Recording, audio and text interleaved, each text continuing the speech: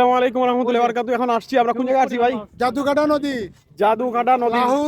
লাহুর পরগনার জাদুকাটা নদী। হ্যাঁ, এই জায়গা হ্যাঁ, জাদুকাটা নদীটা আমরা জাদুকাটা নদীর তলদেশে দিয়ে হেঁটে যাচ্ছি। আপনার বাড়ি কোন জায়গায় একটু বলবেন? আমার বাড়ি হচ্ছে সুনামগঞ্জ জেলা, জামালগঞ্জ থানা, হুম থানার বা ইউনিয়ন। আচ্ছা, গ্রাম দাদু, হচ্ছে গঙ্গাধরপুর। আপনার আপনার পরিচয়টা দেন, পরিচয়টা দেন। হ্যাঁ, জাদুকাটা নদী। জাদুঘর নদীর যে অবস্থা, জি। এটা তো মানে একদম শুকিয়ে যাচ্ছে দিন দিন। মানে দিন এটা দিন। তো না, মনে না, হচ্ছে ভরাট হয়ে যাবে। এটা কি বরাট হবে না, এটা কালক্রমণ কখনো করা হয় বরাট, এটা কখনো বরাট হবে না। এটা হেমন্ত মৌসুমে হ্যাঁ, এটা পানি ওই যে পাহাড়িয়া ডল কম নামার পরে থাকার জন্য হ্যাঁ, আসে না বিদায়, হুম, এই কারণে এইটা বরাট থাকে। আর এখানে বিগত অনেক দিন ধরে বালু উত্তোলন নিষিদ্ধ। এই কারণে এই যে দেখছেন হুম এইগুলো শুধু বালু আর বালু। আচ্ছা আচ্ছা আচ্ছা, আচ্ছা। আমি পরিচয় করিয়ে দিই। আমাদের পাশে হচ্ছে আমাদের সিনিয়র বড় ভাই কন্টেন্ট ক্রিয়েটর মোহাম্মদ জাহাঙ্গীর আলম, জাহাঙ্গীর তালুকদার, তারপরে জাহাঙ্গীর আলম, বেশ কয়েকটা পেজ এবং প্রোফাইল আছে। সাথে আমাদের দাদু আছেন। দাদু আসার পরিচয়টা আমার নাম হলো যে আমার নাম হচ্ছে রানু তালুকদার। আমি লালদিঘির কামাল বাজারের ম্যানেজার, বুঝলেন? আর আমি হচ্ছে শাহজাহান আহমদ। আপনারা তো সবাই যে জানেন আপনার তিব্বত কোম্পানি। ইনশাআল্লাহ ভালো থাকেন, সুস্থ থাকেন। আসসালামু আলাইকুম। এখন দাদা আপনাকে আমি বলি, জি, জি, জি, আপনি যে আজকে আসছেন, যে ভ্রমণটা করছেন বা জি। জার্নিটা করছেন, জি। কেমন অনুভূতিটা আপনার? এটা একটা প্রকৃতির লীলাভূমি, সৌন্দর্য আমরা পরিদর্শন করতে এসেছি। এটা তো একটা প্রকৃতির লীলাভূমি, তো আচ্ছা সৌন্দর্য। এই যে জাদুকাটা নদী বলেন, ওই যে ওই দিকে দেখেন, উত্তর দিকে তাকিয়ে দেখেন, সব উঁচু উঁচু পাহাড় হুম দাঁড়িয়ে আছে। ভাই আপনি দেখাইলে ধরা দিত না বাদ অনেকটা লোক। হুম বুঝলেন? উঁচু পাহাড়, এই যে বালুময়, হুম হুম। এটা তো জাদুকাটা নদী, কিন্তু বালু উত্তোলন হচ্ছে না বিদায় এইটা এই যে বালু পড়ে আছে। বর্ষাকালে ঠিক এইখান থেকে বালু তোলা হয়, এই যে পাহাড় থেকে নেমে আসা বালু, পাথর, অনেক কিছু আসে। আচ্ছা দাদা, আপনার একটা পার্সোনাল আমি প্রশ্ন করি, এদিকে আসেন।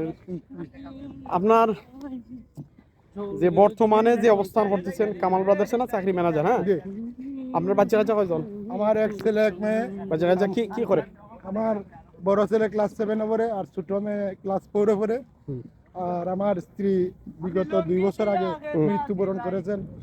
যে একটা মারাত্মক একটা ক্যান্সার রোগে আক্রান্ত হয়ে 3 বছর চিকিৎসাধীন অবস্থায়। চিকিৎসাধীন অবস্থাকালীন উনি মৃত্যুবরণ করেছেন। 3 বছর চিকিৎসাকালীন অবস্থা। 3 বছর অনেক টাকা ব্যয়বহুল। আচ্ছা, এটা তো অনেক, এটা তো আর বলা, বুঝেন তো, কেমোথেরাপি, অনেক কিছু। রেডিওথেরাপি, অনেকগুলি এটা দিছি। যে এক একটা কেমোথেরাপি দিতে গেলে 30 থেকে 35 হাজার টাকা খরচ হয়েছে। আটটা 9টা দিছি কেমোথেরাপি। আচ্ছা ঠিক আছে, এখন তো আপনার বয়স অর্ধ বয়স, হ্যাঁ, বয়স অর্ধ তো বয়স। প্রায় রয়ে গেছি বলতে বলতে চলে। আর কি আপনি বিবাহ বন্ধনে আবদ্ধ হইবেন? এটা তো একটা একটা কথা। আমার শারীরিক চাহিদা হুম বা যে আছে, হুম হুম। এগুলোতে চায় বিবাহ বন্ধনে আবদ্ধ হতে, কিন্তু বাচ্চা কাচ্চার দিকে তাকালে কি হবে না হবে এইভাবে, মানে এখন তো চিন্তা করে কিছুই পাচ্ছি না। মানে আপনার কি করব ডিসিশন নিতে পারছি না। আপনার ছেলে মেয়ে এই ওদের কথা চিন্তা ওদের কথা চিন্তা করে আর আপনি এই ডিসিশনটা নিতেছেন না আপাতত বন্ধ রাখছেন? বন্ধ রাখ। আচ্ছা ঠিক আছে, আসলে খুবই ভালো একটা সিদ্ধান্ত নিচ্ছেন আমার আপনার দাদা, আসলে খুব ভালো লাগছে। তবে বাচ্চা কাচ্চা লেখাপড়া করাইতেছেন, আবার এই মানে কোন দিকে আপনি কি লেখাপড়া কি বানাবেন এটা একটু বলতেন যদি। এটা তো বলা যায় না। আমি যে এই যে স্বল্প বেতনের চাকরি, 15-20 হাজার টাকা বেতনের চাকরি করে এর স্বপ্ন দেখা যায়, কিন্তু বাস্তব কতটুকু হবে তা বলা যায় না। আমার মেয়েটা বলছে সে নাকি ডাক্তার হবে। ডাক্তার, আলহামদুলিল্লাহ, তো খুবই ভালো। মেয়েটা বলে বাবা আমি বড় হয়ে ডাক্তার হতে চাই। আমার মা চিকিৎসা দেখছি করছে, ডাক্তাররা অনেক অবহেলা করে। আমি যদি ডাক্তার হতে পারি তা আমি কখনো গরিব রুগীদেরকে এই চিকিৎসা করতে গিয়ে অবহেলা, আমার কর্তব্য থেকে আমি দায়িত্ব যে আছে আমি এটা অবহেলা করবো, বিন্দু মাত্র অবহেলা করবো। ধন্যবাদ, এটা খুবই একটা ভালো একটা উদ্যোগ। তবে আপনার ছেলেকে নিয়ে কি চিন্তা ভাবনা? ছেলেটা আমার লেখাপড়ার মন মানসিকতা একবারে খুবই কম।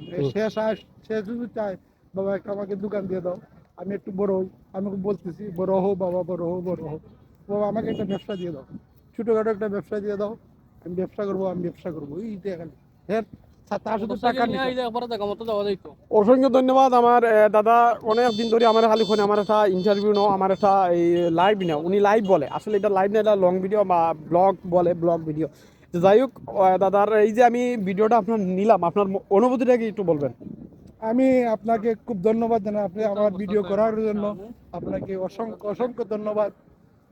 আল্লাহ তাআলা যেন আপনার দীর্ঘ এই আয়ু এবং সুস্বাস্থ্য কামনা করে আমার এই জায়গাতেই সমাপ্তি করলাম। অসংখ্য ধন্যবাদ সবাইকে। এখন আমরা এই দ্বার প্রান্তে চলে আসছি, এই দেখেন পিছনে আমরা শিমুল বাগানের যে দ্বার প্রান্ত, এই দ্বার প্রান্তে আমরা চলে আসছি। ইনশাল্লাহ শিমুল বাগানে যাইব, গিয়ে আমরা সুন্দর সুন্দর জিনিস আপনাদের দেখাইবো ইনশাল্লাহ। আপনার আমার পাঁচটা পেজ আপনারা দেখবেন, জানেন তো, যারা জানেন ইনশাল্লাহ। আর লাইক কমেন্ট শেয়ার করবেন। আসসালামু আলাইকুম রহমতুল্লাহ। আচ্ছা, আপনি আমার